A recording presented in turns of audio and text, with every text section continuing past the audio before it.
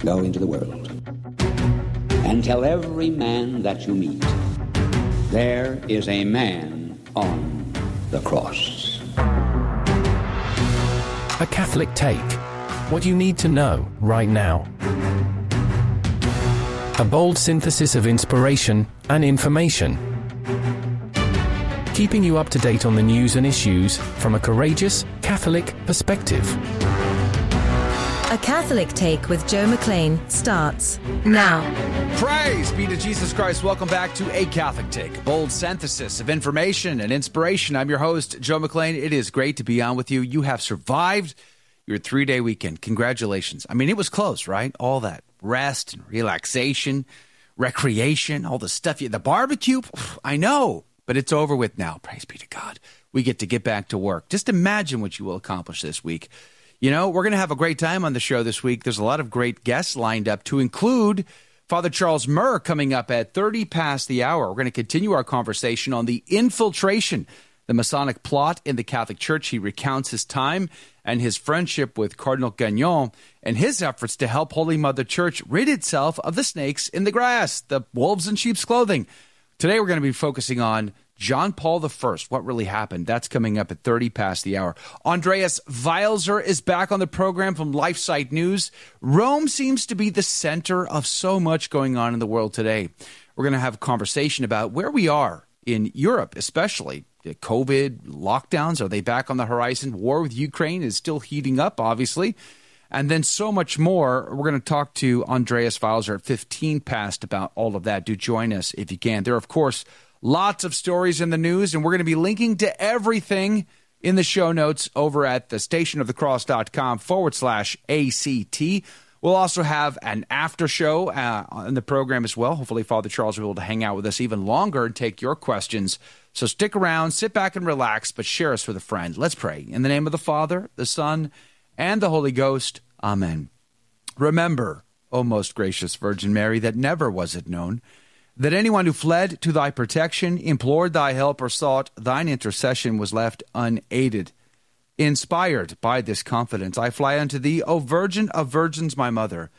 To thee do I come, before thee I stand, sinful and sorrowful. O Mother of the Word incarnate, despise not my petitions, but in thy mercy hear and answer me. Amen. In the name of the Father, the Son, and the Holy Ghost. And now your saint of the day. Saint Teresa of Calcutta, pray for us. The girl who would become known as Mother Teresa was born to an Albanian family as Agnes Boiagiu in 1910.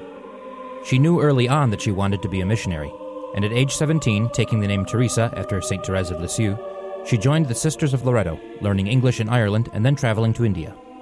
After contracting tuberculosis in Calcutta, where she was teaching at a high school, she discerned a calling to work specifically with the poorest of the poor, and the Vatican approved her request to leave the Sisters of Loreto and work with the poor directly under the Archdiocese of Calcutta. Some of her former students joined her in her work, and in 1950 they formed the Missionaries of Charity. The order eventually spread worldwide, devoted to caring for those in the worst conditions.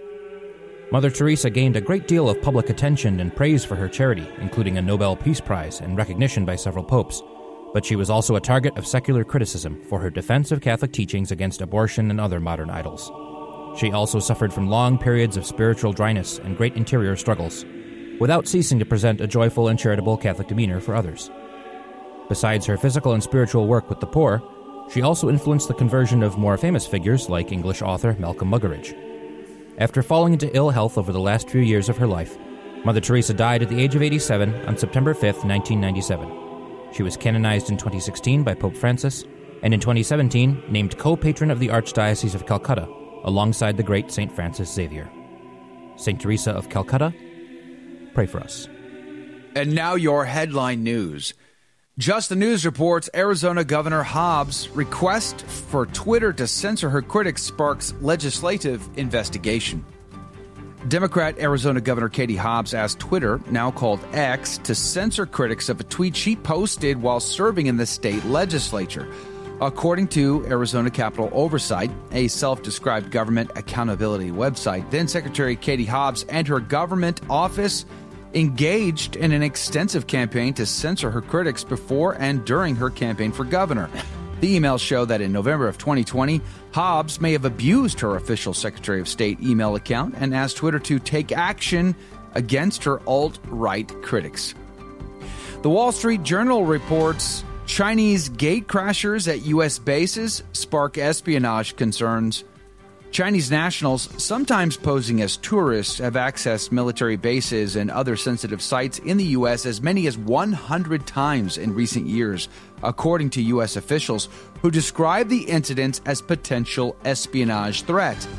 They range from Chinese nationals found crossing into U.S. missile ranges in New Mexico to what appeared to be scuba divers swimming in murky waters near U.S. government rocket launch site in Florida. Officials familiar with the practice say that individuals are typically Chinese nationals pressed into service and required to report back to the Chinese government.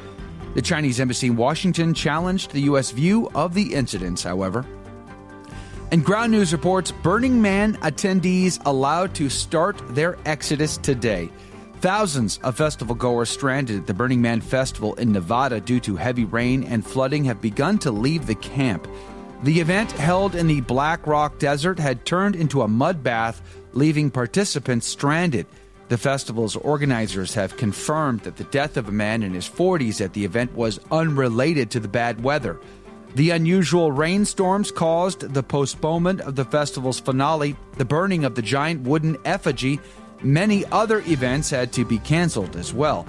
Festival goers were instructed to seek shelter and conserve resources, but the portable toilets were temporarily out due to muddy conditions.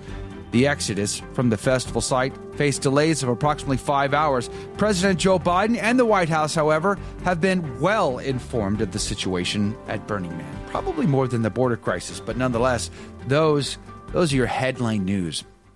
Hey, the gospel today comes to us from Luke chapter 4, verses 31 through 37. Jesus went down to Capernaum, a town of Galilee. He taught them on the Sabbath, and they were astonished at his teaching because he spoke with authority. In the synagogue there was a man with the spirit of an unclean demon, and he cried out in a loud voice, "What have you to do with us, Jesus of Nazareth? Have you come to destroy us? I know who you are, the Holy One of God." Jesus rebuked him and said, "Be quiet, come out of him." Then the demon threw the man down in front of them and came out of him without doing him any harm. They were all amazed and said one to another, "What is there about his word? For with authority and power he commands the unclean spirits, and they come out." And news of him spread everywhere in the surrounding region. The Gospel of the Lord. Praise to you, Lord Jesus Christ. Haydock's Catholic Bible Commentary, quoting St. Cyril of Alexandria today, said, "Although Christ was well acquainted with the obduracy of the Jews, nevertheless, like a good physician, he condescends to pay them another visit and try what a fresh medicine might effect in their last stage, as it were, of existence. He publicly preaches, therefore, in the synagogue, according as Isaiah had declared of him, and struck amazement into every heart. The Jews themselves considered him as something very extraordinary, as one of the prophets or ancient saints. But Christ, that they might conceive a higher opinion of his person, does not make use of the expressions that they did, but speaks as Lord and Master of the law." Close quote. St. Cyril. St. Ambrose, writing back in about 374 A.D., said this, "The work of divine healing commenced on the Sabbath, signifying thereby that he began anew where the old creation ceased, in order that he might declare at the very beginning that the Son of God was not under the law, but above the law. Rightly also he began on the Sabbath, that he might show himself the Creator, who interweaves his works one within another, and follows up that which he had begun. Just as a builder, determining the reconstruct of a house, begins to pull down the old one, not from the foundation, but from the top, so as to apply his hand first to that part where he had before left off, holy men may, through the word of God, deliver from evil spirits, but to bid the dead rise again is the work of divine power alone. What in the world is Ambrose saying? He's saying that the Lord is showing himself to be the creator, because the significance of doing this on the Sabbath is interwoven with the fact that he created and rested from his creation, as Genesis makes clear. And he is starting where he left off, because they were in a sort of a timeout since Exodus 32. This time of punishment, this time of penance had come to an end, and Jesus had come to fulfill it and put us back on track towards salvation history. St. Athanasius, writing at about the year 326 AD, said he spoke of him not as a holy one of God, as if he were like to the other saints, but as being in a remarkable manner the Holy One, with the addition of the article. For he is by nature holy, by partaking of whom all others are called holy. Nor again did he speak this as if he knew it, but he pretended to know it. Close quote. Ambrose would go on to say, in a mystery, the man in the synagogue with the unclean spirit is the Jewish people, which being fast abound in the wiles of the devil, defiled its vaunted cleanness of a body by the pollution of the heart. And truly it had an unclean spirit, because it had lost the Holy Spirit. For the devil entered whence Christ had gone out. What's the warning here? Let us not miss our time of visitation, like these Jews in the first century did. They recognized that he's something different, something special, but they did not go all the way, did they? They failed to recognize their time of visitation, and as a result, in 70 AD, a foreshadowing of the end times was laid upon them. We'll be right back.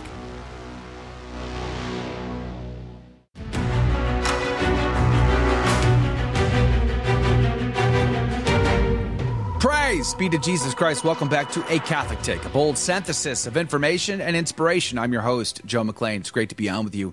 Coming up at 30 past the hour, Father Charles Murr is back on the show. We're going to be talking about his book, Murder and the 33rd Degree. This is part 2, round 2 with Father Charles Murr. We're going to focus today on John Paul I. Why was his pontificate so short? What really happened to him? Was it related to the Freemasons that Cardinal Gagnon reported upon to Paul VI, to JP1, to JP2? Did anything change? We're going to conversate about that with Father Charles coming up at 30 past the hour. Do join us if you can. There are lots of stories in the news, of course, that are of great concern to me, and I'm sure they are to you as well. And Andreas Wailzer over at LifeSite News is great to give us a ton of articles over there about what is going on in Europe and beyond. And we've invited him back onto the program today to discuss this. Good morning to you, Andreas Wailzer. Good morning, Joe. Thank you for having me back on. I appreciate your time today. It's always great to talk to you. And I'm looking forward to actually seeing you in Rome coming up for the Rome Life Forum. I've already registered. I've booked my flights, the hotels. I'm super excited to be there and to be a part of this event, because you have an article over at LifeSite News that says Rome is at the heart of the battle against the reset, the Great Reset there. And I couldn't agree with you more, but why don't you tell us what you're thinking here? Yes, certainly. So you already mentioned at the end of October, there will be the Rome Life Forum in Rome, where you will be, where I will be, where LifeSite will be. John Henry Weston will be there, the founder and editor-in-chief of LifeSite News, and many other great speakers, including Cardinal Murr, Bishop Strickland, and many others. And we will discuss on, how can faithful Catholics unite, and what can we do in order to fight back against this great reset that is happening both in the world and in the church. And it will be right after the so-called Synod on Synodality has its session in October. And we will have Cardinal Murr there, who will be able to give us a first-hand account of what's going on there, because he's a member of the Synod. And it's very fitting that it's in Rome, because Rome is the seat of the Catholic Church. And I think the Church needs to take a leading role in fighting back against this, even though the hierarchy is certainly not what we wish it to be. I think it really is the way to change the world, is through the Church in a lot of ways. So I think Rome, in terms of what I mean with Rome, is not the physical city necessarily, that's also important, but just those Catholics faithful to Rome, faithful to the Holy Catholic Church. And we need to be at the center of this fight, and that's very important. So that was sort of the point of the article. I saw an article that you put out last week. You got several I want to touch on today, actually, with you. But this one, Archbishop of Berlin allows blessing of same-sex union, citing Pope Francis and Archbishop Fernandez. You know, I covered this story last week in the news and commented on it briefly. But this is, I think, part of the temperature of what we're dealing with here. While Rome LifeSite Forum is going on, and again, I'm very excited to be there, there's going to be the Synod on Synodality going on at the Vatican. Pope Francis said over the weekend that this is not a television show. They actually don't want media to be a part of it. I don't think they're going to be planning the live stream there at all. They really just want to have conversations, and I guess they're going to tell us what they think after the fact. We have no idea what to expect. But I think this is the temperature here. We're seeing the out-and-out heresies and heterodox practices coming out of people like this particular archbishop in Germany. The question in my mind is just how bad, how far along are we on this slippery slope towards schism are we seeing here? What do you say? How far is Europe down this scale? Well, when it comes to Germany, we're certainly very far along. I mean, I think many German dioceses are de facto in schism, even though it's not like they're not excommunicated or anything. But what they're doing are schismatic acts at the very least, because they're allowing things that are clearly contrary to the teaching of the church, like, you know, Archbishop Koch in Berlin. He allowed same-sex blessings, even though he had a very flimsy sort of reasoning. He didn't just straight say, oh, yeah, no, we're going to do this same-sex blessing in defiance of Rome. But he said, oh, he's going to leave it up to the individual pastor to decide whether he wants to do it or not. And so he had a very relativistic view of this. Like, yeah, if you want to do it, fine. I will not, punish you. But I will personally not do it because Rome hasn't allowed it yet. Wow. So it's kind of like similar to, people like Joe Biden saying, I personally am against abortion, but I'm not, politically I'm going to allow it. And so that's exactly the same kind of mentality. This, completely weak, flimsy, and nonsensical, really.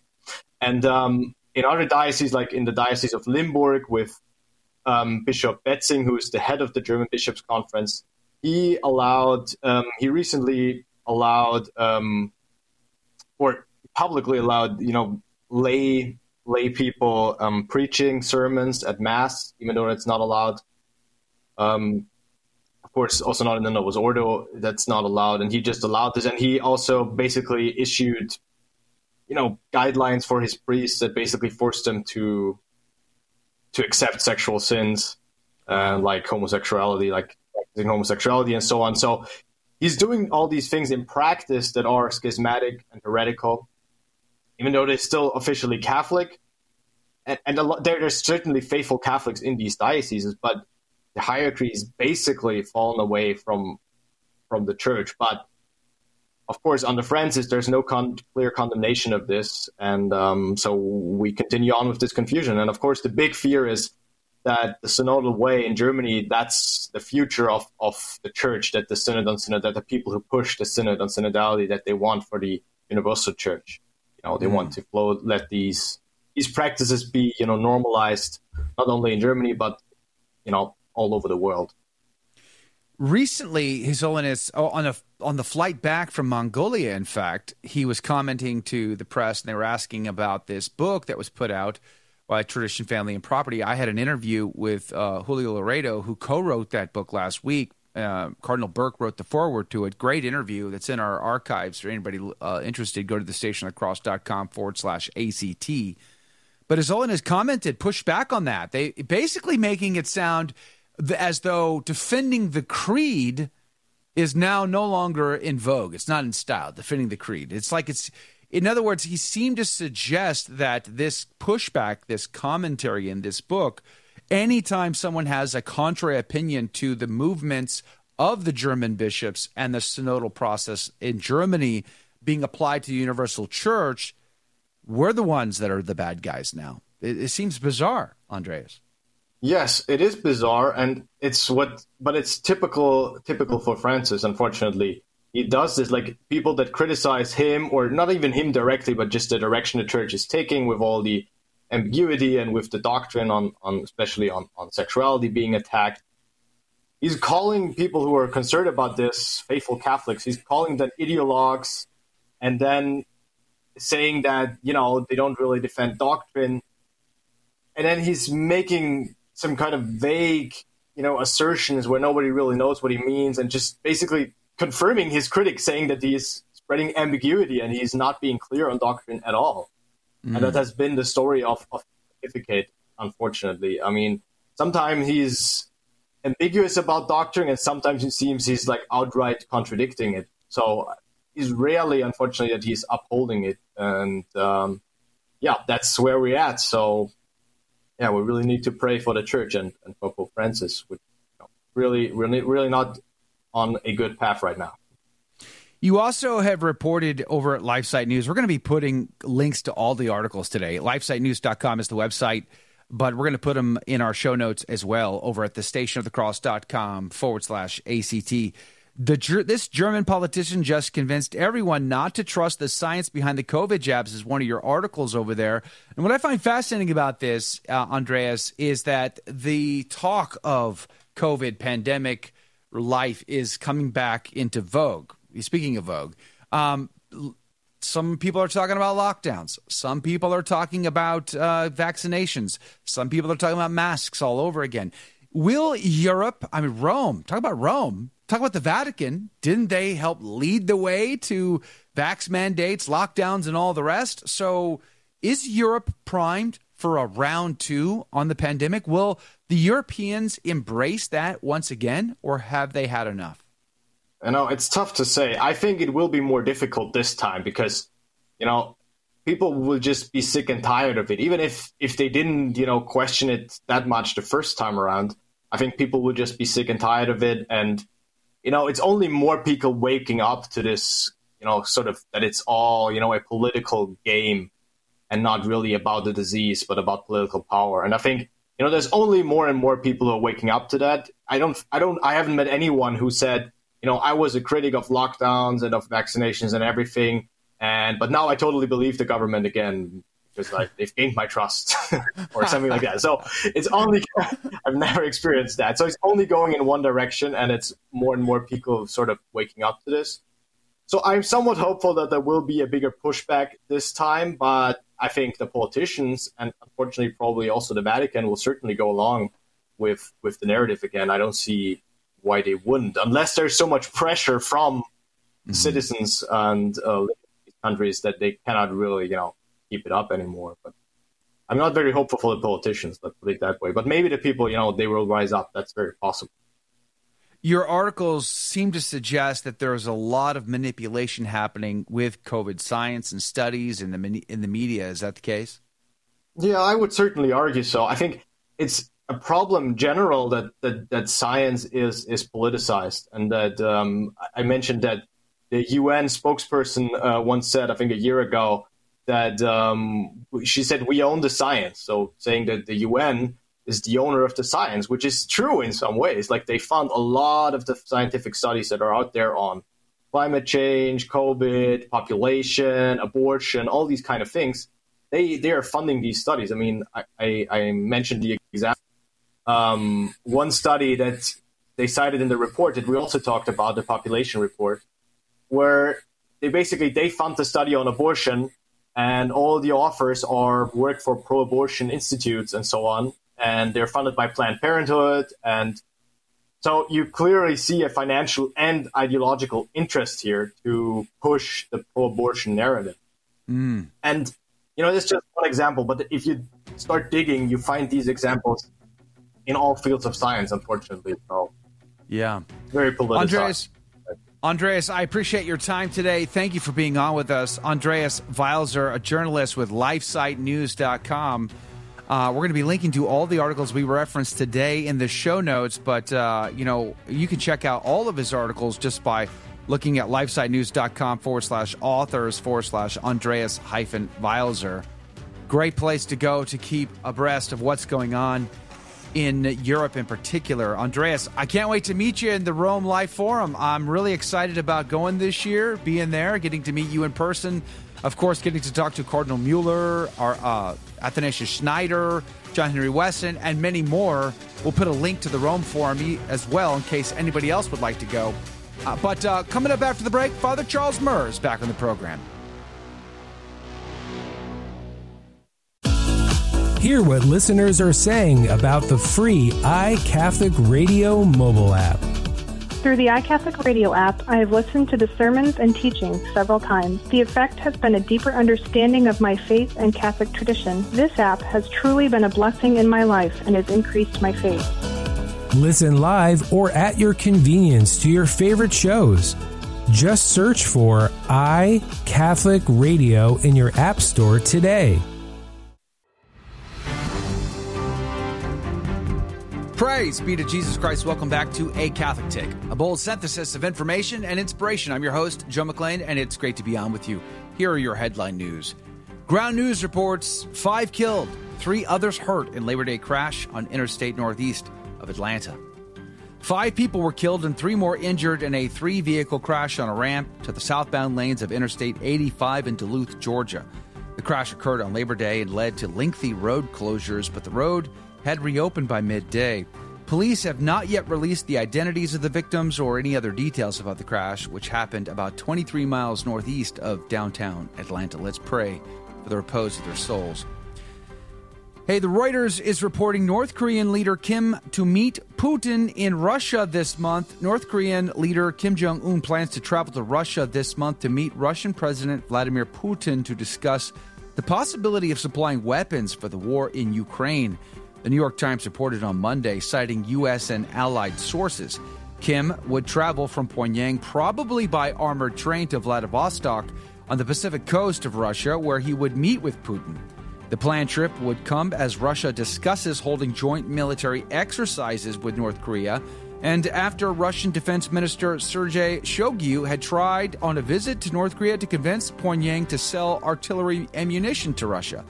White House National Security spokesman John Kirby said August the 30th that the United States was concerned that arms negotiations between the two countries was advancing actively. And Catholic Vote reports underground Catholics attend papal mass. Catholics from across Asia traveled to Mongolia to attend the country's first ever papal mass with Pope Francis on Sunday. Among the crowd were Catholics from mainland China, including underground Catholics who risked retribution from their government to attend the Mass with the Pope. Quote, "I ask Chinese Catholics to be good Christians and good citizens," close quote, Pope Francis said. One young Catholic from mainland China told an interviewer that if he could say anything to Pope Francis, it would be, quote, "Pope, please save our Chinese church. In China, if there's a church and you see it around, it works for the government," close quote. How's that Chinese Vatican deal going again? Just curious. Anyway, those are your headline news. Hey, by the way, I am going to be giving out one insider mug this week. Coffee is always better inside of it. I'm not sure why. Smells better, tastes better. Just really great stuff. And I'm going to be doing that on Friday. You got to be on the email list to do that. Go to thestationofthecross.com/ACT to get signed up to the Insider email list. I'll send instructions on how you can get yours free of charge, shipped right to you, so that you too can enjoy coffee bliss just like me. Thank you, Insiders, for being on the team. Hey, joining us once again is the infamous Father Charles Murr. His book is called Murder in the 33rd Degree. We had a fantastic conversation about this book a couple of weeks ago, and I wanted him back for round 2. We're going to be linking to charlesmurr.com, where you can find information about the book. You can buy it on Amazon, but try to buy it through the website if you can, charlesmurr.com. We'll put a link to it in the show notes as well. Father Murr, welcome back to the show. Thank you for your time today. Joseph, thank you again for having me. I have to congratulate you on your stamina to support me 2 times in 2 weeks. Wow. I am here to serve, Father. I am here to serve. But your book and your life, I would argue, are incredibly intriguing. You know, I had the thought when I was going through your bio today, which I haven't read your bio, but you must have spent 20 years in school. How long? How much like you've got 2 licentiate degrees as well as other degrees. How many years did you spend in a classroom, Father? My parents used to say that I was a professional student. And they would never be rid of me, never be rid of paying for my tuition. Right? I don't know, a lot of years, maybe 30. Wow. Yeah, maybe 30 years. Yeah, something like that. Yeah, I studied psychology also at NYU under the great Dr. Paul Vitz. When I was living in New York and pastor. So those years also count, and 2 years also in Austria. So anyway, I don't call it the curriculum vitae. I refer to it always as my reticulum vitae. I love how on your website you actually link to your Wikipedia article. I think that's just so funny, actually, because no one trusts Wikipedia. Humility has always been my strong suit. It's very good. So anyway, we'll be linking to that if you want the full curriculum vitae. We'll link to it so you can check out his background. But I want to dive back in. This is about infiltration in the church, the snakes in the grass, the wolves in sheep's clothing, the Freemason plot to destroy or undermine the church. In the last conversation, and we'll be linking to that as well, we had a great conversation about the players, who Archbishop Gagnon, then soon to become Cardinal Gagnon, was, what he was asked to do, what the results of that were, and why nobody seemed to listen to it. But we failed to talk about JP1, and that's kind of where I want to start up in our conversation again this time. Can you just remind me one more time, who are the key players at the conclave that elected what we would know as John Paul I? Good question. The key players were Archbishop Giovanni Benelli. After him, Cardinal Sebastian Baggio. When did I say Archbishop Benelli? It's Cardinal Benelli at this time. Of course, he's in the conclave. He was assigned or named to Florence, Italy, and made a cardinal by Paul VI shortly before the Pope died. To make sure that he was in the conclave.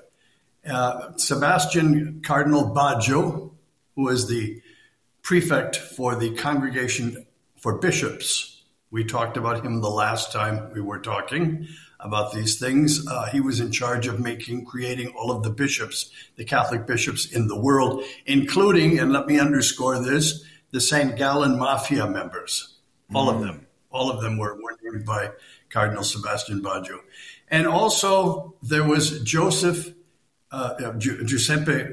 Siri, Cardinal Siri, a brilliant man and a very pious man, was the Archbishop of Genoa. The reason that Siri is so important in all of this is that Siri controlled certainly the majority of the conservative traditionalist votes. There was no question of that. I could go back a little bit further into who Joseph Siri is, but I would just say this. If Pius XII in 1958 had his will, Joseph Siri would be Pope, would have been Pope rather than John the 23rd. Right? Yes. Wow. But Pius XII was very careful to keep his opinion on the matter to himself for a very serious reason. You know the reason? You want to hear this reason? This is a good one. Yes. Well, let's hear it. Pius XI,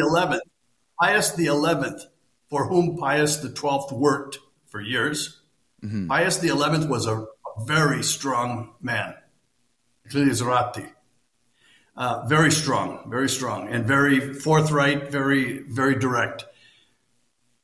Pius XI was so sure that the only man who could possibly and worthily succeed him would be Cardinal Pacelli, that is to say Pius XII. That Pius XI made all of the cardinals swear to him that when he died, they would vote for Pacelli to be the next pope. Wow. Now, can that be done? No, it cannot. No, it cannot.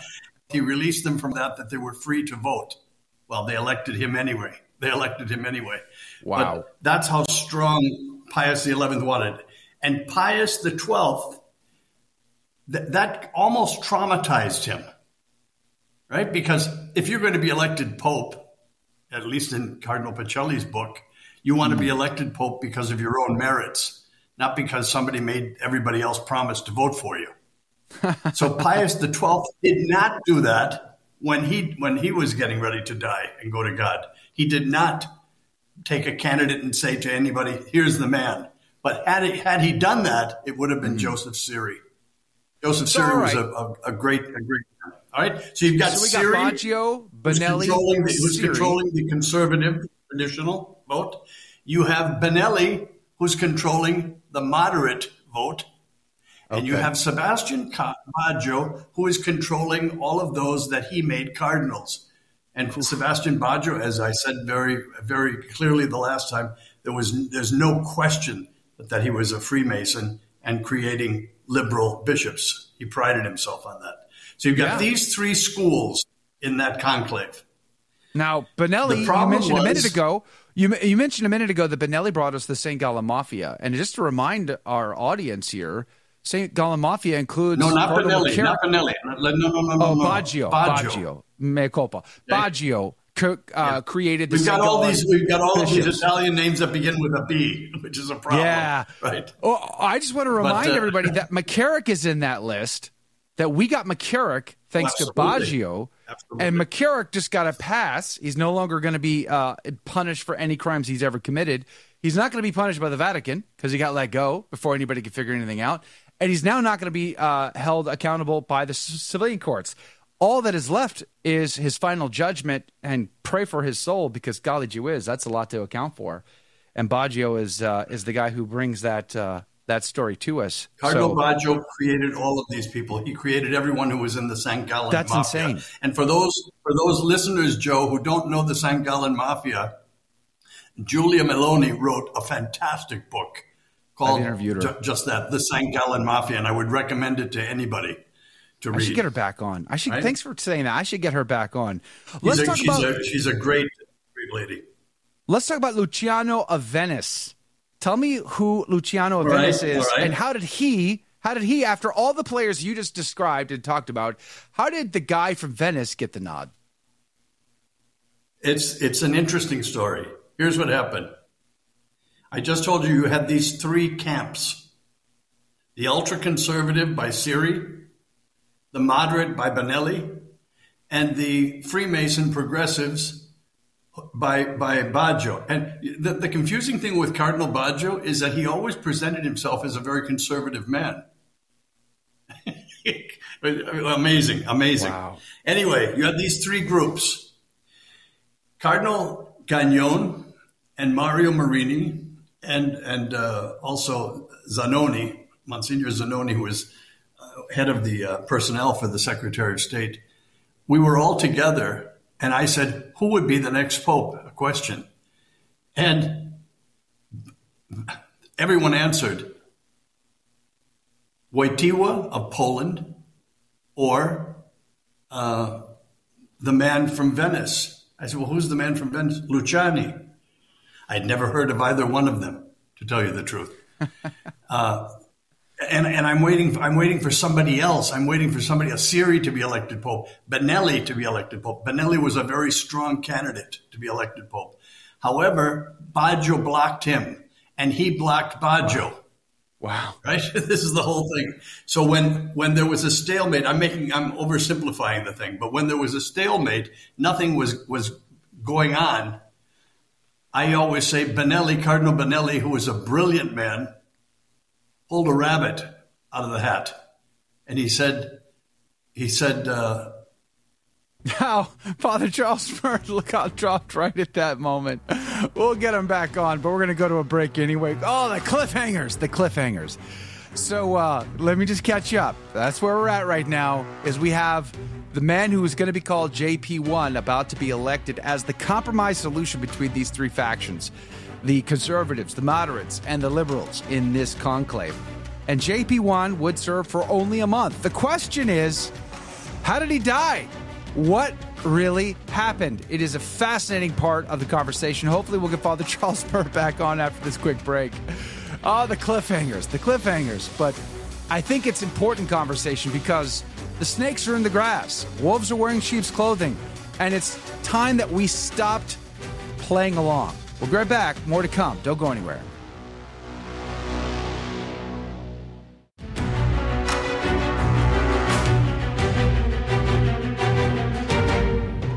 Praise be to Jesus Christ. Welcome back to A Catholic Take, a bold synthesis of information and inspiration. I'm your host, Joe McClain. It's great to be on with you. At the top of the hour, we say goodbye to the radio audience. We stay on for the live after show where we continue our conversation, and you get to be a part of it.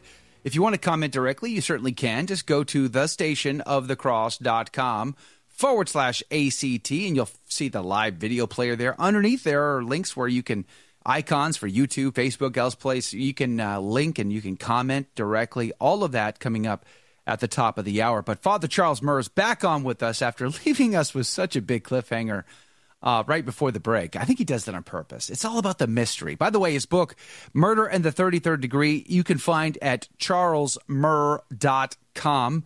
That's charlesmurr.com. We're going to link to it in the show notes as well. Father, welcome back. All right.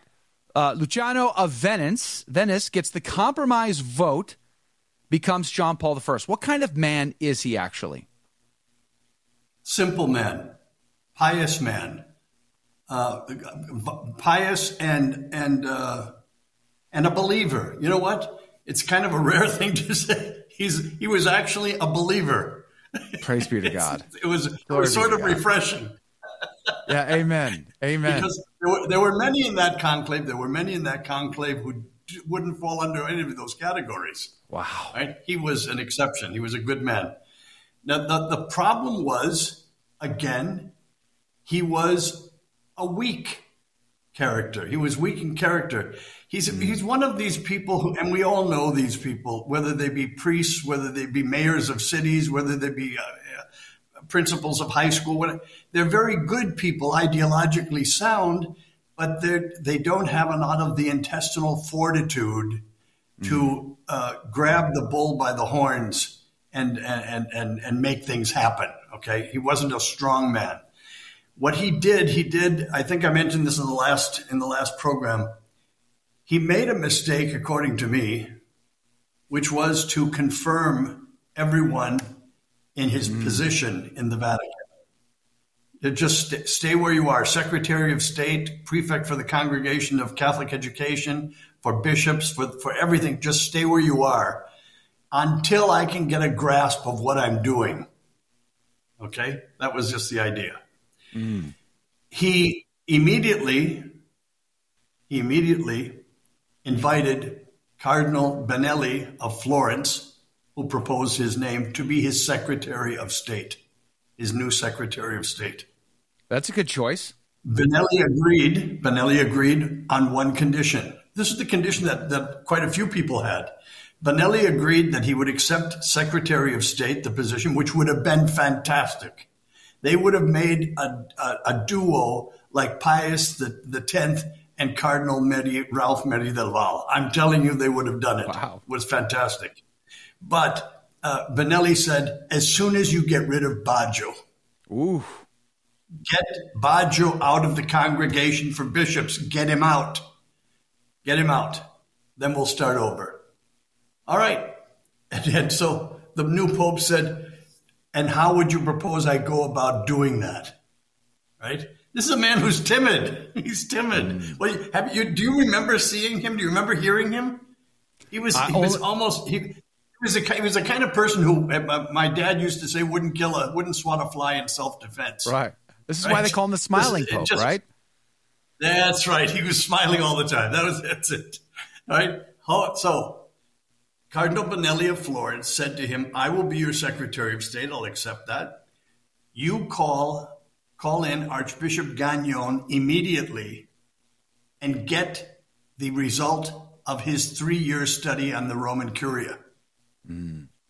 Get that study from him. Sit down with him, talk to him, understand what happened, so that we'll be able to reestablish the church government.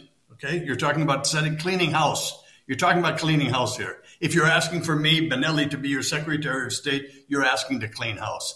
I want you to read Gagnon's report, a 3-year report that he did on the Roman Curia. Then we can talk. All right. Wow. He did. I know he did because I drove Archbishop Gagnon to that audience. Right? Waited for him and then drove him home. Was very happy with it. Presented to the Holy Father. He presented to the Holy Father the same documentation that Paul VI, 3 months before, refused to read and pushed back into Gagnon's lap. Wow. Across the desk. Said, no, I can't do it. I'm just not up to it. Well, he must have known that he was not long for this world. And, in all fairness, he probably didn't have the stamina, the energy to take on such a task. And besides, he was also working his last few months as Pope without Benelli at his side. And Benelli was the only one that he trusted. Pope Paul VI had to promote Benelli as Cardinal of Florence to get him out of the Vatican and make him a cardinal so that he could be in the next conclave. Do you see what I'm saying? Right? Yeah. This is the setup. All right. The church politics, like the intrigue is it's a lot of fun. I was remembering something, Joe, from our last show. You asked me, why would they keep these people present and not expel them of this thing? And I said, part of it, not all of it, but part of it is when you've got a spy, you've got somebody against you who's reporting to other people, you like to keep that person close by and watch him, right? Cardinal Benelli told me this. I heard it from his mouth because he was asked the question by Marini, and we were having dinner together, and Marini said, please tell Don Carlo. He said, he doesn't believe me what happens every time you pick up the phone as Sub-Secretary of State in the Vatican. And Benelli said, when I pick up the phone, I'm talking not only to the person I called, but to 6 other people who are on the line. And one of them he mentioned was the Soviet Union embassy, which was right up the street. Every time he picked up a phone, everything was public, and he knew it. So he said you had to talk in a certain way. Everything had to be coded, this, that, and the other thing. Anyway, you're dealing with a lot of. We're going to run out of time on the radio side. Let me cut to the chase because I don't want to run out of time. Let's talk about the night the Pope, the smiling Pope, finally confronts Baggio, and I have an image of Darth Vader in my mind in this regard. Baggio being Darth Vader. So tell me about that night. Here's the plan. They finally worked it out. The Pope read Gagnon's report. He called up Baggio and said, I want to meet with you. Baggio refused him 2 different times. Refused to meet with the Pope. Right? Of course he did. Finally, because he was busy. Yeah. Busy guy. I'm busy. Imagine the Pope calling I'm busy. So anyway, he said, all right, then I'll meet you. I'll have you come to my study tonight at 8:00. You're done with any appointments during the day. You're free. 8:00 we'll meet. Baggio couldn't refuse. He went there at 8:00 at night to the Apostolic Palace, met with the new Pope, sat down with him, and the Pope proposed the following. Remember we said on the last program, you're not kicked out, you're not thrown out, you're promoted to get rid of you? The Pope presented to him the following. I'll name you Archbishop of Venice. I know Venice is empty because it used to be my see. I'm now Pope. It's empty. We need a new man there. You go there and be the Cardinal Archbishop of Venice. And of course, Baggio knew what was happening. He knew what was happening. They were trying to get rid of him. And he wasn't about to give up the most powerful position in the Catholic Church. That is the creation of all Catholic bishops around the world. Wow. He refused. We're down to mere seconds now before we have to say goodbye. Father, are you telling me that the last night John Paul I was alive was spent in argument with Baggio? Shouting argument, yes. With Cardinal Baggio, as attested to. There were witnesses outside the door as the Swiss guards. Whew. And that night, just hours later, died of a heart attack. All right, we're going to have to expound that, but it's going to have to be in the after show on the live video feed. Father, hopefully you can hang out with us. thestationofthecross.com/ACT is where you can watch the live after show. We'll see you then. And we're back. Welcome to the after show. Good morning, everyone. everybody. Let me just give some shout-outs here before we jump back in. Paul, good morning to you. Sharon, by the way, I want to see pictures of this caravan that you're in, this RV. I want to see some pics. If you're going on vacation, I think you have a moral obligation to post pictures of it in the Telegram group. Yvonne, good morning to you. T-Storm and Damon, good morning to you. Praise be to God. Master Baker, good morning to you. Hopefully you and your family are doing really well. Skylord says, please stay, Father. Yeah, he's still on. Praise be to Jesus. Liz Finch, good morning to you. Athena, good morning to you.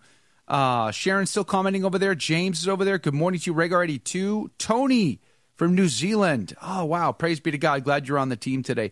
Ginger B153. Sorry. I get that the dyslexic thing going on. Ginger B153. May God always bless, guide, and protect Father Murr. I thank God for him and his courage in telling the truth. Yea and amen. Keep your friends close and your enemies closer, says Athena. Morouge is back in the house. Good morning to you. Alberto and Lights 10 and Sharon and Angel Knight. Good morning to you. Robert Ryan. Good morning to you from Ireland. Karen Andy Bashaw. Good morning to you. Kilroy Jones. Glad you're on the team today. Judith is in the house today. Good morning to you. Praise be to God. I see Len Pine here. Don Franco, Patty, Rachel Jordan. Norman, our friend from Hawaii, is on the team today. Don Franco, good morning to you. Thank you guys for hanging out. I see Junior Barra. Good morning to you. Donald Paddock, good morning to you. Thank you guys for hanging out. If you guys got questions, please leave them in the comments, and we'll try to sneak them in. But, Father, boy, we were trying to sneak the cliffhangers, Father. You're just like, were you doing that on purpose, Father Murr? Giving us all those cliffhangers, keeping us on the edge of our seats? No. My life is a series of accidents. I do nothing on purpose. Believe me. Well, the timing was very well played. I had a priest friend of mine was texting me on the back end to say the cliffhangers started. The cliffhangers, The cliffhangers. But I'm glad you're able to join us, and in spite of the technical challenges, you hung in there. So we're grateful for that. Praise be to God. It's an intriguing story to say the least, because I think, my own personal journey, coming into the church, just incredibly naive, just so naive and oblivious to the possibility that there could be snakes in the grass. I don't know why I felt that way, but I definitely did. And the first realization for me was reading the headlines in the Boston papers in 2001 about the sex abuse scandal that broke under cardinal law, and the fact that Bishop McCormick, who confirmed me in the church on the Easter Vigil of 99, was guilty by his own admission. He was guilty of covering up homosexual priests and passing them around the diocese and keeping them undercover. And I thought, what have I got myself into? What did I sign up for here? Like it was that. Excuse me, Joe. McCormick was bishop where? New Hampshire. Oh, I see. Okay. Manchester, New Hampshire. He never stepped down, by the way. He was going through the courts and all of that. He was appearing, and he admitted his own guilt in it, but he never stepped down. And apparently he was never retired until he was of an age of retirement. But so JP2, neither did JP2 nor Benedict XVI force his resignation in the matter, which kind of goes to stuff we've been talking about in trying to understand what has happened in the last several pontificates, who these men were. I think there is a sense, I'm a traditional Catholic now, and there is a strong urge within traditional Catholic circles to throw the baby out with the bathwater. So we think of John the 23rd, Paul the 6th, JP1, JP2, Benedict XVI. Sometimes we think of these men in terms of the worst possible case scenario, whereas I think your book, Murder in the 33rd Degree, and your own testimony about your memories on these topics is they were well-intentioned good men but weak leaders, and the result of weak leadership is the snakes get to rule the garden, and the wolves in sheep's clothing get to make all the decisions. Would you say that's fair? I would say that's fair. Joe, we have a pope, about one pope every 500 years who merits the title Great. Leo the Great, Gregory the Great. That's because those men are really unique. They're really unique, and they really get down to work and try reforming and cleaning up the church. They are great. They've had to face tremendous odds. I would say the majority of the popes that we've had are good men, but oftentimes we're put in as compromise candidates. Don't rock the boat, don't stand up in the boat, don't make waves, that kind of thing. And when real problems come, you don't have real leadership. That's the problem. With many of the crises that have come about in the church, it would have been so much better if we had a man who stood up and said, like Harry Truman, the buck stops here. Right? Yeah. We're taking care of it. We're taking care of it. We've made mistakes. We're taking care of it. But no, they spend years telling you how they have not made mistakes, which of course turns out to be fabrication. It's kind of a mess. We need strong men. Mario Marini said to me one time, just to give you an idea of a strong man, and he was one of the strongest men I've ever met in the Secretary of State. He said, they're talking about all of these problems in the church. He said, I could take care of these problems in the church with the beheading of 3 men. That's it. Yeah. He thought it was that simple. Let's bring back the Inquisition. This is good times. There you go. That's hilarious. Hey, Don from Sri Lanka, welcome and good morning. And I don't know what time it is in Sri Lanka, but thanks for being on the team today, Don. And Charles, good morning to you from Melbourne, Australia. I'm glad you're here. Thanks for hanging out with us. Praise be to God. All right, I want to go back to. I also want to talk about JP2, by the way, but let's go back to JP1. So that night. I mean, again, just to paint that picture, I think it's super fascinating. You got a guy who's well-intentioned, good man, a pious man, and you said earlier during the interview on the radio side, you said that he believes in God and how rare a quality that can be amongst the curial officials sometimes. I have often, whenever I've had the chance over the last few years to speak to priests, I've traveled and give talks at men's conferences and things like that all the time. And whenever I talk to a priest, I always try to say to the priest, Father, the one thing the laity need to know most about you is that you are madly in love with the Lord and Savior Jesus Christ, his Blessed Mother, and the Holy Mother Church. They need to know that you are madly in love with it, above all other things. So, you know what? When you get a chance, make sure to communicate that, because that will build confidence in the heart. Equally, Joe, not just to know that. That's a wonderful thing to know. They have to see it. Yeah. They have to see it in the priest's actions, in his words. They have to see it be put into action. This is the problem. This is the problem that we have right now. They're talking about the Eucharist. There's a crisis in the Eucharist. 70% of Catholics don't believe in the real presence. Well, what a strange coincidence that is. Right. How do you explain that? What in the world could have happened? I would say 70% of the clergy don't believe it. How about that? Exactly. Yeah. How about that? Exactly. And that's the problem, because that filters down. Where you have a man who's scrupulous about how he touches, the veneration he has, everything about the Eucharist, you have a respect for it. Where you have a man throwing things over this way, throwing things over that way, sitting down while lay people give out communion, you're showing there's no real belief. There's nothing there. This is the problem. This is the problem. And we do have, whether you want to believe it or not, we have a number. I'm not going to give us even a percentage. I wouldn't dare do that. I can't. But we have a number of priests, bishops, cardinals who I really think doubt the existence of God. Yeah, and the reason for this, Joe, is a very good reason. It's not just because they're wicked people. They became wicked people. They became wicked men over the years by disassociating themselves from God, by making decisions that didn't take into account God or morality, and by an absolute lack of prayer, an absolute lack of relationship daily with God.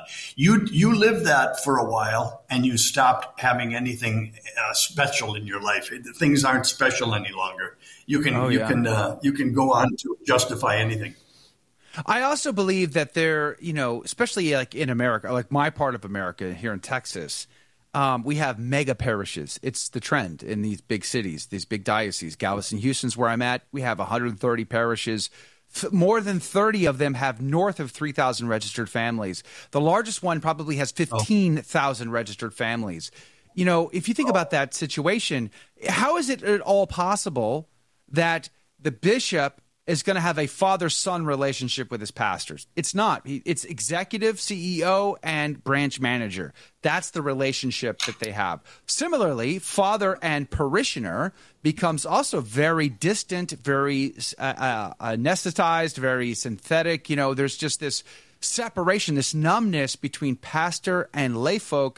It's not a true organic relationship because the mega parish is a symptom of a priest shortage masked under the guise of a full parking lot, over the weekends. And so we think, everything is great, everything's wonderful. And in reality, it's just not.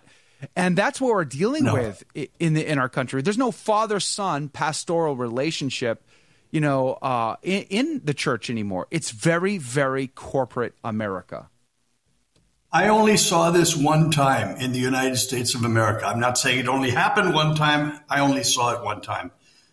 I went to Lincoln, Nebraska in the late 90s, I believe it was, or not late 80s, and was invited by Bishop Flavin. Oh, I should know the man's name. What a shame. I should be ashamed of myself. Anyway, he invited me to Lincoln, Nebraska, to his diocese. I never saw anything like this before. He said, "What are you doing tomorrow?" I said, "Well, I'm at your orders. I came here to speak about a particular problem. I was trying to help a group of nuns get established." He said, "Well, listen, tomorrow's off because tomorrow I have a barbecue here with all the priests." Oh, wow. I said, "You have a what?" He said, "We have a barbecue. I have a barbecue twice a month. The first half of the month with one half of the priests, the next half of the month with the other half of the priests. So there's always somebody left at the parishes. And then we mix that up and back and forth. So I get to know all of them and they get to know me." I said, "You're kidding." He said, "No, I'm not kidding. No, tomorrow." Good. I get out there at 11 o'clock in the morning. All of these priests show up. And the bishop is making the hamburgers and hot dogs on a grill. That's great. Right? Yeah, I swear, I couldn't believe it. And he said, "Hey, Joe, how are you? Come here, Frank. Frank, have you seen Joe's new boat or this and the other? And Frank, didn't you go to Rome last month and you saw his sister?" And I couldn't believe this. I've never seen anything like it. Yeah. Everyone knew each other. They had a harmony that was incredible. And listen to this, Joe. They were not all theologically on the same page. I can imagine. Sure. Right? Yeah. But in Caritas, in charity, they were. And it was fantastic to see. When the Second Vatican Council asks for reform, that's what they were talking about. Precisely what you were talking about. There has to be a reform between the relationship of the bishop to his clergy, the clergy to the laity. That's what needed reform. That's what was not reformed, unfortunately. Okay, no, I've spoken enough. There you are. Yeah, the other side took that ball and they ran full on, and we know the results now. These many years later, the statistics do not lie. They speak for themselves in every single category save one. Number of active parishes, number of active religious priests or religious sisters or brothers or diocesan priests. In every category, it's a nosedive, hardcore crash. Baptized children, confirmed children, Catholic schools, sacramental marriages. Every single category save one is a crash and burn. The only category that's been positive of since Vatican II is the permanent deacons, which many believe is the savior of the church in the West, which it is not. The church does not need more permanent deacons. And going back to something you said a minute ago, we're in the middle of a Eucharistic revival. We're going to spend $30 million on a big come-together event in Indianapolis next year, and it'll be a fun time. It'll be great to see the pep rally. I mean, yeah, I guess. But what are we going to get out of that? What's that $30 million spend going to buy us? Does it buy us? Does it buy us instead of 70% don't believe? Did we get down to 50% that don't believe at that point? The reality is nothing will change. And because I argue they're just not serious about doing the things that will actually move the needle. Ad orientem, communion on the tongue, kneeling at the rail. Yes, the reverence. Look, Mass. Joe, if you had communion, the reception of communion would require a person to be kneeling and have communion on the tongue, not touching this. Do you know how many problems you would avoid? Yeah, most. Just you have people unworthily going up to receive communion. You have Muslims. Just the other day, a bishop gave communion to a Muslim. Right? Wow. You would be avoiding all of that if these people who don't believe in the real presence had to kneel before it and receive it with reverence. They wouldn't go. Right? Et cetera, et cetera. You would also foster great devotion and respect for the Eucharist. So they want to know what the solutions are. I'll tell you what. Give me the $29 million. That's right. And here's the solution. Here's the solution. Kneel, reception on the tongue. That's it. You're welcome. Joe, I'll leave my name and number with you later on when the check arrives. You can forward. You got it, Father. Anything for you. Right. Praise be to God. I mean, but someone asked me that. I was at an event Saturday, and someone was asking me, I was making the same point that they're just not serious about this, because if they were, if you actually do want to solve this problem, there's things we can do to solve the problem. And but we're not having that conversation. We're like doing the shell game thing and saying, "Oh, look over here! Look, there's music, there's lights, there's dancing, and there's liturgical dancing." Even that's kind of where we're at. Let's put together another committee to study this. Let's have meetings. That'll be the solution. That's another great idea. Maybe we get a pastoral council of all lay people, Father. That would be so good, so good. Which kind of reminds me of Paul VI, Evangelii Nunciandi. He didn't write any other encyclicals because he got hammered under the one he wrote. But in Evangelii Nunciandi, the exhortation on the bishop's meeting on evangelization, it was very clear. Layfolk have no business forming the church. The layfolk are supposed to be formed by the church. Take that formation and apply it to the world, to bring to the world in every category of arts, media, culture, education, every category in that regard. We are to dominate for the glory of God and for the salvation of souls. And yet too often, even in my own industry of Catholic media, I'm considered the redheaded stepchild of the Catholic radio world because too few people in Catholic radio want to ever call a spade a spade. They don't want to talk about these issues. They don't want to hit that third rail because they don't want to make enemies. And they want comfortable life. They can't and keep their jobs. They can't and keep their jobs at the same time. They can't do that, and they know that. They know that. So, and I've been on some of those programs where we almost get to touch the problem, but then we have to take two giant steps backwards. Right. Well, we're not doing that here at the Station of the Cross. That's why I like this forum. When we go to our judgment, we have to give an account for what we've done with our microphones. We want to be able to say authentically and sincerely that we tried to shed light into the darkness. But let's go back to Luciano Venice, JP1 that night. So Baggio. He tries to shuck and jive and get out of the meeting. He gets called to the meeting, and they get into a shouting and screaming match. Baggio screams at the Pope. College you is, Father Murr. Yes. Doesn't Baggio know that you're supposed to just believe and do whatever the Pope tells you to do and believe? You're never supposed to yell at him. For any reason. Apparently not. He didn't get the memo. Apparently not. No, so he didn't get the memo. There were witnesses to this. Well, actually, he believed this from another source. I can't tell you what was said that night. I don't know what was said that night. All we know is that Baggio was shouting. Okay, that was clear, and he left very irritated, very in a huff. However, he did remark to other people that he felt personally responsible for Luciani having been elected, because he was so instrumental in him becoming Patriarch Cardinal of Venice. You know, he felt that he was owed something. Yeah, it's amazing. It's amazing.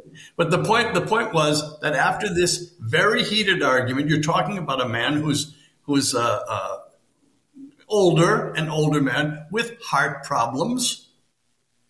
Within 2 or 3 hours, he had a major heart attack and died. Wow. So when I say Murder in the 33rd Degree as the title for my book, I'm not saying that he was murdered outright. But there are many ways of killing people, you know. Yeah. There are many ways of killing someone. And this is one of them.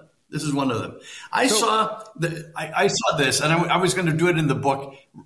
Alfred Hitchcock, when I was a kid, had a show. And one of the episodes on the show was I think it was called The Barber or something. It starred Peter Fonda. Remember Peter Fonda, Jane's younger brother? Yeah. Yeah, anyway, it starred him. And I'm not going to get into the whole thing, but his father was falsely accused and killed by the mayor of the town. Right? So this kid left town and then came back years later with a barber's degree, had gone to barber college. And he took over the barber shop, and he waited for the mayor to come in for a shave, right? And when he was shaving the mayor with everything pulled down and the door locked, he started telling the mayor who he was, that he was the son of the man that the mayor condemned for a crime that the mayor had committed himself. And as he was shaving him, the mayor had this massive heart attack in the barber chair. So he didn't have to. So there was no murder committed per se, but of course he was responsible for his death. I liken that to this. I liken that story that I remembered very well from youth to this situation. He got off scot-free. The next day, the following day, of course, we heard about the death of the Pope at about 7:30 in the morning on Vatican Radio, and by 10 o'clock or so, Vatican Radio was interviewing all these different people, you know, like you would do for a president of the United States. And it's amazing because Cardinal Colombo, I remember Cardinal Colombo saying, well, I was just with the Pope last week and he seemed in great spirits and strong and this, that, and the other thing, you know, and all of these kind of things. Well, they asked Baggio and Cardinal Sebastian Baggio, your opinion, Cardinal Eminence. What's your opinion? Now, this is the last man who saw him alive. Yes. You know, wouldn't you say, this is incredible. I was just with him last night. He was fine. No. Cardinal Baggio, the only thing he could say for his interview, and I have it on tape, was, ma che colpo. What a blow. What a blow. What a blow. And just kept walking. No one called him out on that. That's like, no, I mean, that just blows my mind. Here's a question that I have about that, though.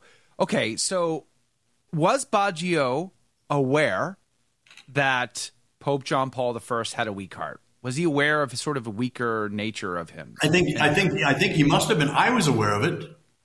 So I was aware of it. And who was I? No one. Are we saying then that was sort of strategy? Was it? Could we say that he was trying to strategically push this man? That's jumping into the conscience of the man, and I can't do that. I leave that for God alone. I don't know what his motives were. I know the effects. I know what happened. But at the very least, what happened. I don't know what motivated him. At the least, we could say we're on confident territory to say Baggio was an arrogant man who wasn't going to be told or pushed around into doing something by this pope or anybody else that he didn't want. That is, Joe, that is very, very super safe to assume. Yes. Yeah. Yeah. So whether he intended it or not, we don't know, but the results are the same, as they say. So, well, just imagine having a head-to-head with the Pope and saying, nope, I'm not going anywhere. I know, right? Exactly. I laugh because, like today, like if I criticize His Holiness in any way, shape, or form, boy, is it like, oh my heavens, you are schismatic. I mean, you're just the worst thing ever. Yes. And it's like, God, it's funny. It's funny, Joe, too, because that's not the way it was with all of the other popes up until now, was it? No, this is the point. It's like, no, you could criticize all of them for being conservative, for being Catholic. They could be, but this one you cannot. You dare not. You dare not. I mean, on the plane ride back from Mongolia, he didn't want to miss his chance to like bash anybody who has some alternative opinion on the synod and synodality. And God, I mean, that's where we are. But and then I compared that with what you said about Paul VI, who actually got mad at you if you defended his reputation against the snakes in the grass. I mean, like, Paul, wake up. I mean, what are we doing here? Like, we got to get this act together. There's a problem in the psychological makeup of a man who does that. I've met a few people who do that, men and women. They don't like you defending them. For some reason, they feel that they are worthy of criticism. I don't get it. And when you stand up to defend them, they dislike you, not the people who are attacking them. It's very strange, but that's the way it was. Yep. That does seem incredibly strange. You know, the snakes in the grass. Golly gee. So later this week, I'll be interviewing Dr. Joshua Charles about the reprint of Monsignor Dillon's work from the 1880s, thanks to Pope St. Leo XIII. Joshua is on his way to come and visit me. Oh, glory he's coming to over God. to visit me. I can't wait to talk to him as well about this. Good and man. Know, something I've been saying now a while is you don't have to go to conspiracy theories. I don't need my tinfoil hat. I need one, but I don't have it on me. But you don't have to go to that level to come to a conclusion that bad things are happening. If you go back and I've been preparing for that interview, and if you look at the plan that Voltaire writes about, you know, in his correspondence, let alone what Pope Leo XIII wrote about or Monsignor Dillon wrote about, it makes it clear that the Freemasons, which I used to be one, have a plan to corrupt the clergy, to corrupt education, to corrupt society through licentious, sinful behavior, to dumb down the world, to get it to accept the fat, the lazy, and the go along to get along, and we're there. You just go through the 7 bullet points and it's like check, check, check. It's all happened. It's all right now. And then, of course, you start to see statements coming out of the Vatican about the fraternity of the brotherhood of the world. And yes. We just need to accept people where they're at. And it's all good. And it's no judgment. And it's all these things. And you're just like, I don't have to be conspiracy theorist. They talked about this hundreds of years ago. I mean, literally you can go back to even, you know, the book of the prophecies of Daniel or Jeremiah's prophecy even. It makes it very clear that these corruptions would be a part of the plan of the Antichrist. And yet here we are.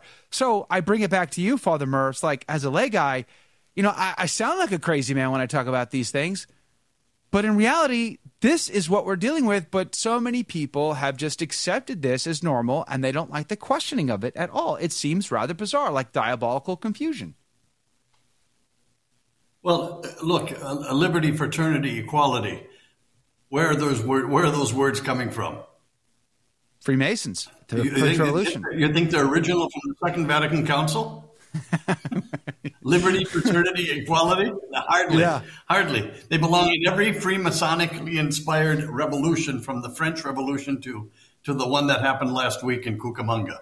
Yes. These are their ideals. Now, we've got to. Here's the thing too that I tell people who look at me kind of strangely, because I remember having this argument. We had an argument, not a discussion, with Monsignor Marini when he first told me about the existence of the Freemasons in the Secretary of State and in the Vatican. He was working as a Pope's secretary in the Secretary of State with Manelli. I said, it's conspiracy theory. Don't tell me you believe that. Don't tell me a man as intelligent as you believed that nonsense. Yeah. And he just shook his head and he said, I can't beve how naive you are. You are incredibly naive. He said, I don't know why I like you. I said, anyway, he said this. I remember having that argument. It took years for me to be convinced. When I finally was helping Gagnon in the report. Yeah. Gagnon was saying, no. This is serious. This is we're not kidding here. This is serious. It exists. It exists. It's thriving. Well, I've told that to people, and they still look oddly at me. Mm-hmm. Well, no, come on. Get off the conspiracy thing. I said, all right. Look up P2, the P2 group in Italy. This is Cardinal Gagnon told John Paul II, after the death, of course, of John Paul I. The same election was held with the same dynamics, and the same Benelli pulled another white rabbit out of the hat by the name of Wojtyła. Right? Wow. The same thing.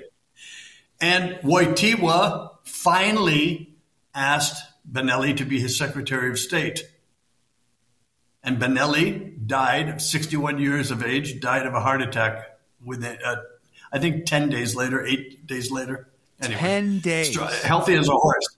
Yeah. Yes. Anyway, so now we've got this whole thing going on with the Vatican Bank. Cardinal Gagnon brought this to JP2's attention. He said, here's what's happening. He said, you've got a Freemason naming all the bishops of the world. You've got a liturgy that was corrupted by another Freemason you got rid of. They got rid of in 1975, all right? However, he said, you've got a major problem with the Vatican finances. Yes. The Vatican, what they call the Vatican Bank, a major problem.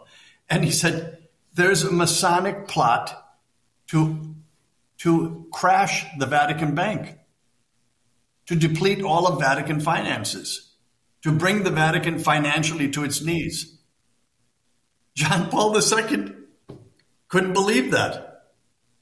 Well, Gagnon left the meeting. I was waiting for him after he got done speaking with the Pope. He said to me, what are you doing tomorrow? I said, nothing. I'm at your orders. What would you like me to do? He said, take me to the airport. I've finished. I've had it. I've had it. I'm leaving. I'm resigning. I can't deal with these people any longer. Anyway, he said, the Pope refused to believe me with the Vatican Bank. Well, what happened immediately after? P2, Propaganda 2, the Freemasons of Italy did all they could to topple Vatican finances. This was the Vatican Bank scandal. Who was it started by? It was started by the Freemasons of Italy. Yeah. Who went to jail? The Freemasons of Italy, who were condemned as Freemasons. It's in the condemnation and the trial. The Freemasonic lodges of Italy. Yeah. Wow. Propaganda 2. They're in jail. Well, the ones that weren't killed. You'd have thought that would have woken JP2 up, though. Why didn't JP2 get onto the game plan then? Why didn't he just get very serious about firing all the snakes in the grass? He was out. In his mind, the problem with the church was that the church was not active in the marketplace.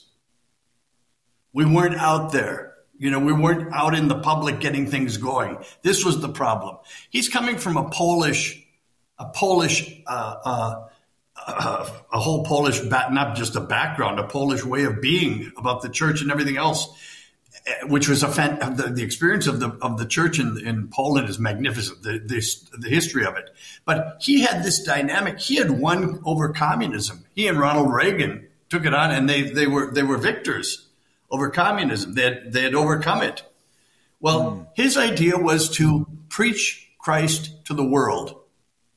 And he did this by taking trips all over the world. I told you 104 of them. Yeah. During his pontificate. Vatican loved all those trips. Well, what he did not do, when you're traveling the world, what you're not doing is taking care of home base. And they loved that he wasn't taking care of home base. He was applauded every trip he made. Rob, bravo, funny. Another one, Holy Father. You should go further the next time. They haven't heard you in Cucamonga for a while. It's amazing. It's amazing. But and also Cardinal Gagnon told him one last thing. Right before he left, and I picked him up. I was waiting for him in Cortilis San Damaso. He said, Holy Father, there's also a plot to assassinate you. I said, you told that to the Pope? He said, I did. He said, I told it to him 15 minutes ago. I said, and what did he say? He said, he didn't believe that either. I said, that's it. How'd that work out? And I said, well, where is this coming from? I said, where is this coming from? He said, from the Eastern Bloc. That's all he said. Well, Gagnon left. He resigned. I brought up his resignation to Cardinal Villot, brought him to the airport, and he took off for Colombia to go work with people in the jungle. Wow. to preach retreats of the Sacred Heart to people living in Colombia in the jungles. That's what his idea of priesthood was. That's what he wanted to do. He said, why waste time here in this crazy jungle of the Vatican? Yes, so exactly. Nothing happened until the assassination attempt on the Pope's life. May 13th, 1981. The Pope was taken by emergency vehicle, of course, to the Gemelli Hospital in Rome. Mm. While he's there, he almost dies. I could tell you a funny story of my own funny story. This isn't a funny story about the Pope dying almost. But I'm in the hospital. I had a heart attack in Rome in 2005. And I'm in the Gemelli Hospital. They got me to the Gemelli Hospital.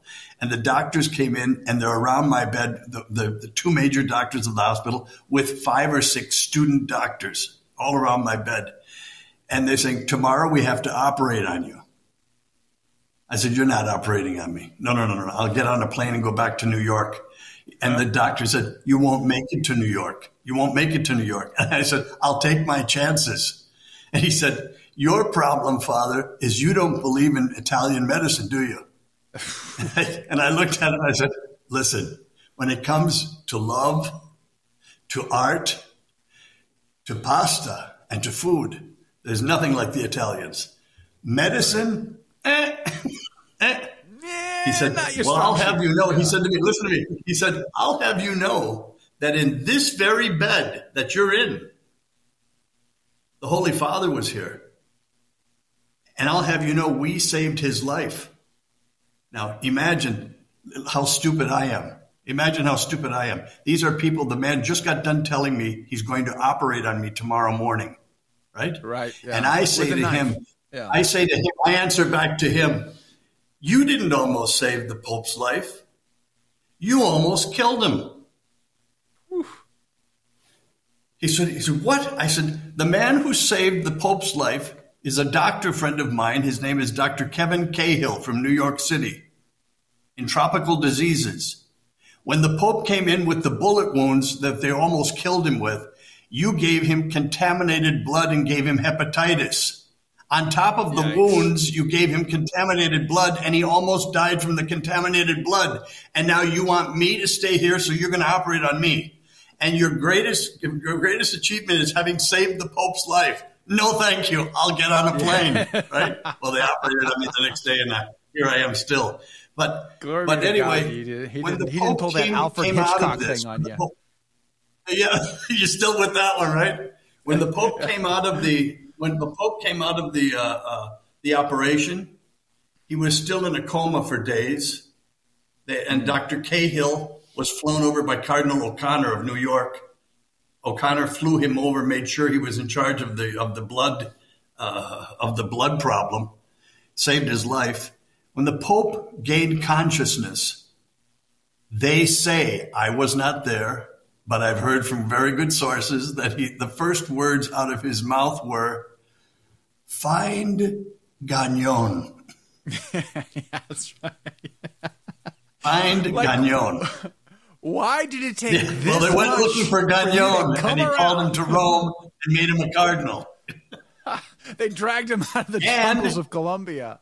Out of the jungle, come back, made him a cardinal, and finally got Baggio out of the Congregation for Bishops and put him in charge of Vatican stamps.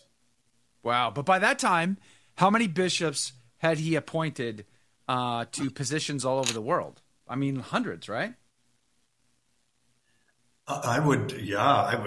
Yes, certainly hundreds, if not 1,000. He probably was responsible for half of them. Why? Yeah. You're forgetting something else that happened.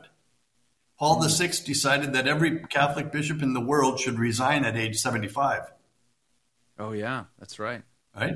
Well, all of a sudden, all of these places were open. And the man who filled all of those slots was Sebastian Cardinal Baggio. Baggio. Anyway, yes. we had The Devil and Belladad by Paul Kingor, and I can't remember the other author of that book, but I interviewed Kingor about that book last year before. I think it was year before. And Paul Kingor is fantastic man also. Fantastic. And then when you go through, and that's the best documented evidence on Belladad anywhere. So it really does get to the brass tacks of what did she do, what did she claim, what did she actually do, and what's the proof of it. And it becomes very clear that they, in fact, the communists did try to infiltrate the seminaries in the United States, and I would argue, and beyond. Undoubtedly. And clearly, if you go back and read Monsignor Dillon's work, it becomes clear that the Freemasons and the communists were cooperators in the cause of corruption of the church and society. And then, Baggio could have easily put 1,000 men as bishop in some see someplace around the world. 1,000 men that were some were probably totally corrupted, some were probably on the fence and maybe easy to manipulate and leverage for the greater cause. And here we are, reeling in all of this now.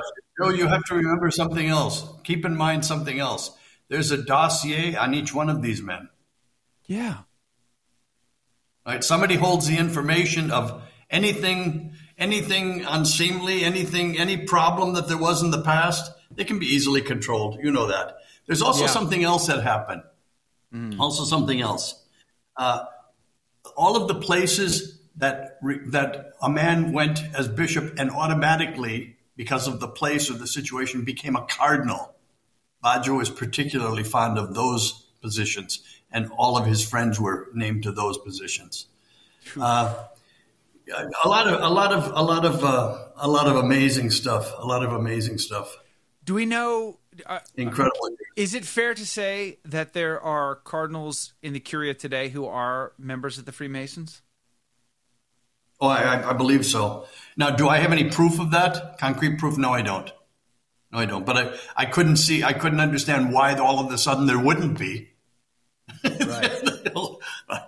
But here's something else too that I want your listeners to understand, and that's very important about the communist infiltration, the Freemasonic infiltration, the Gnostic infiltration. This is from one of the oldest heresies in the world. All of this.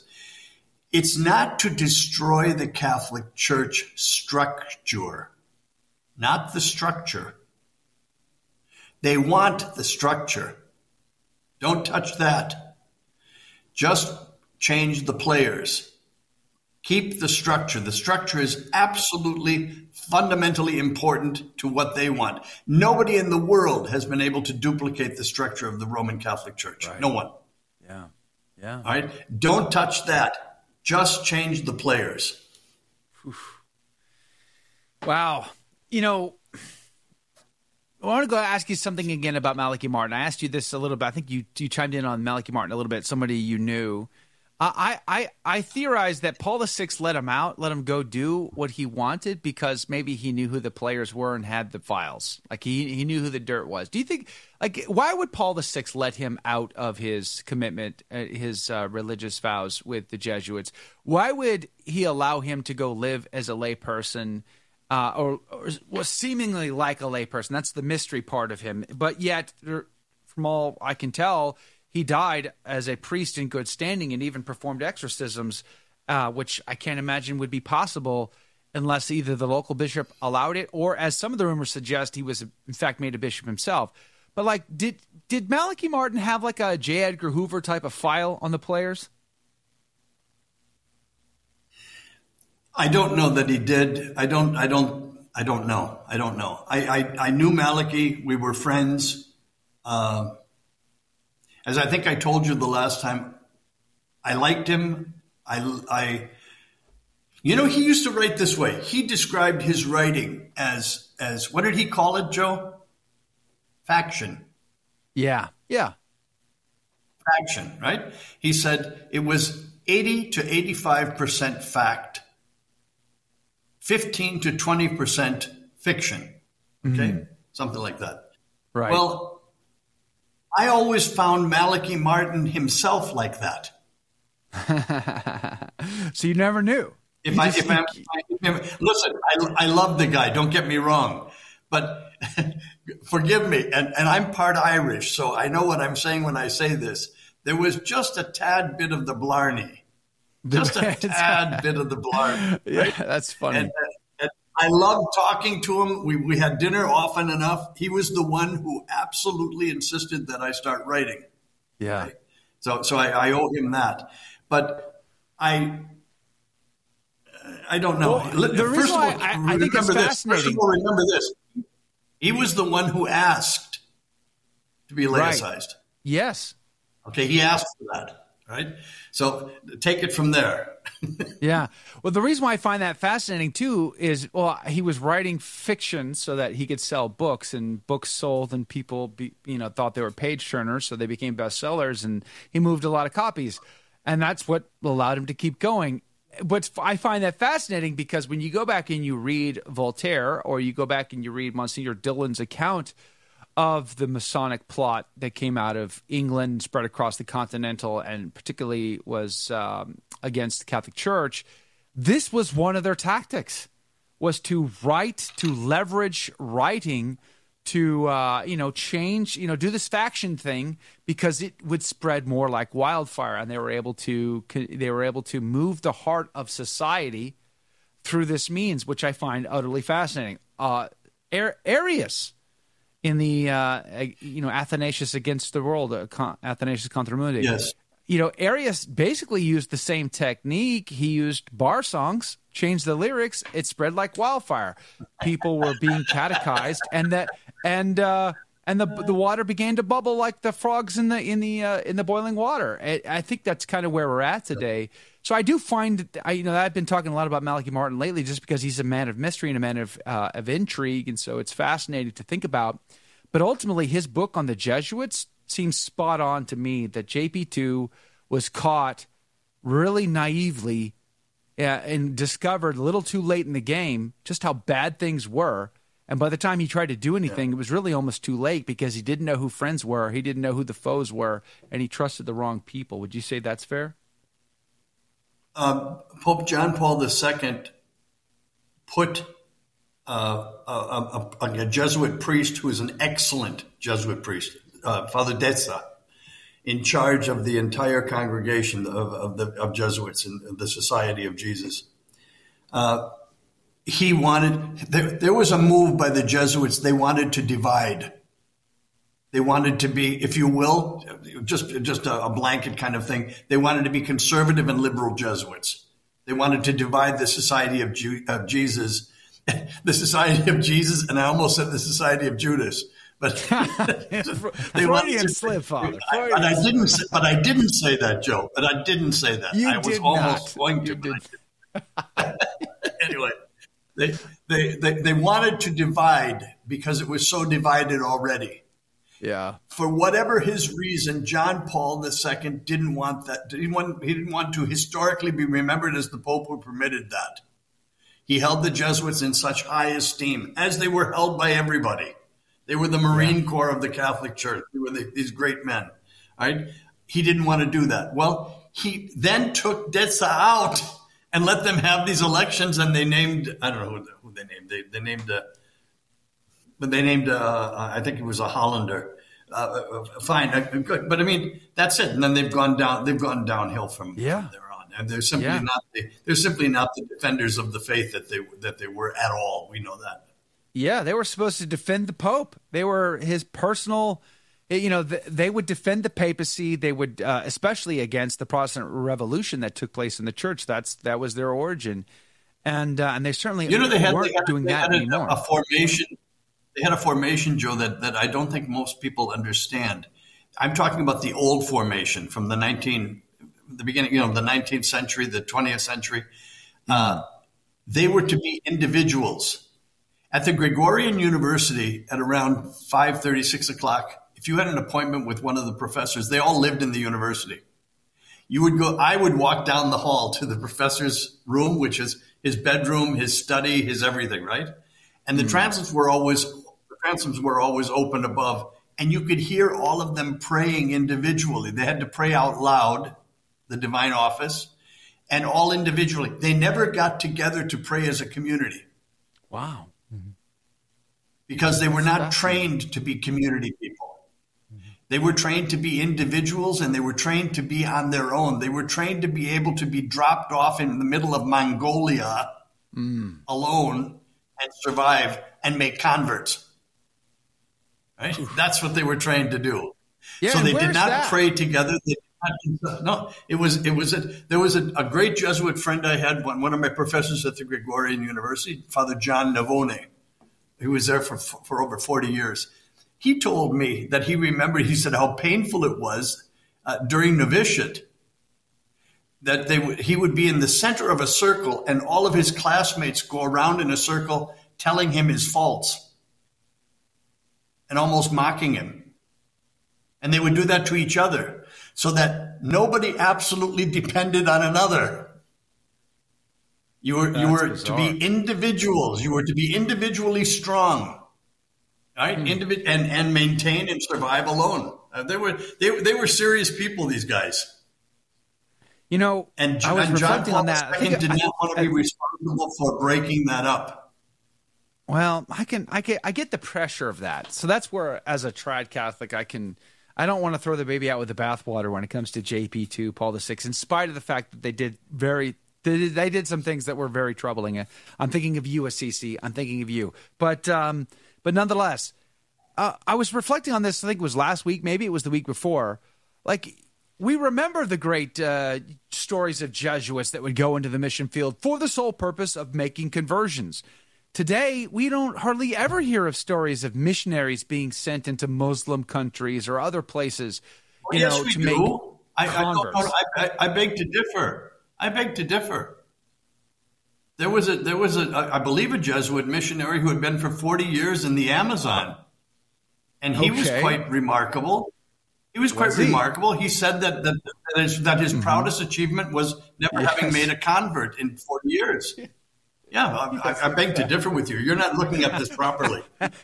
Mea culpa, mea maxima culpa. I'm so sorry, Father. You're right. There, woof, man, that is impressive. You're just not seeing things the way you should be seeing them.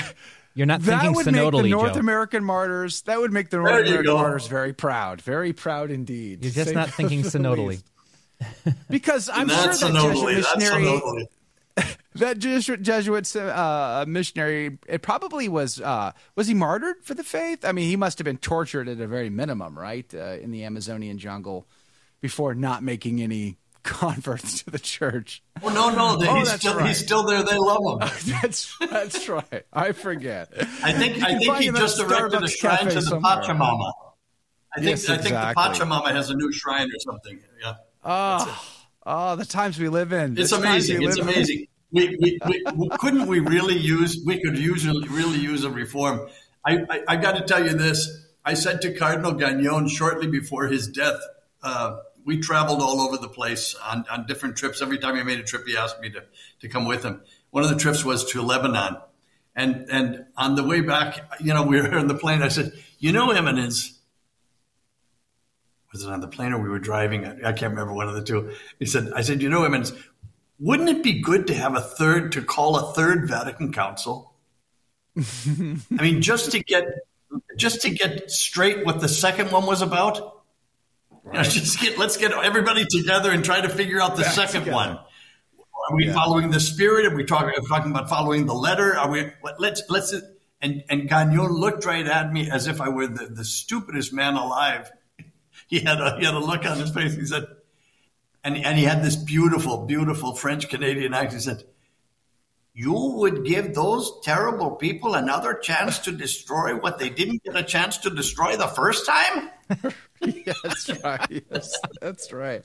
You're right. You're right. You're a good man, Father. You're going to give them another round, another mulligan, because they didn't. No, they're going to give me another round after they watch this.